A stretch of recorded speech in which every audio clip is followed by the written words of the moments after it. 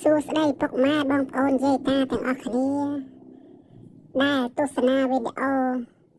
របស់ខ្ញុំបាទថ្ងៃនេះដែរទំនេរពីការងារក៏នាំកូនមកមើលស្រែស្រូវវាស្រែដ៏ខៀវស្រងាត់មុនពេលថ្ងៃរៀបលិចហើយក៏ឆ្លៀតថតវីដេអូចែកជូនឲ្យពុកម៉ែបងប្អូនទស្សនា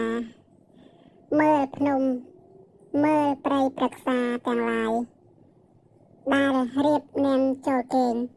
កំពុងតែមើលវាលស្រែវាលស្រូវមើលភ្នំក៏មានសត្វបក្សីមួយយ៉ាងធំហោះនៅលើវេហាបន្តដំណើរទៅបាញ់ថ្នាំឲ្យគេបន្តទៀតពីព្រោះមេឃរៀបនឹងយប់ហើយបើមិនរត់បាញ់ថ្នាំឲ្យគេទេ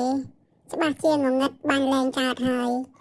បាទវីដេអូមានតែប៉ុណ្្នឹងទេបងប្អូនទាំងអស់គ្នាជួបគ្នានៅវីដេអូក្រោយបាយបាយ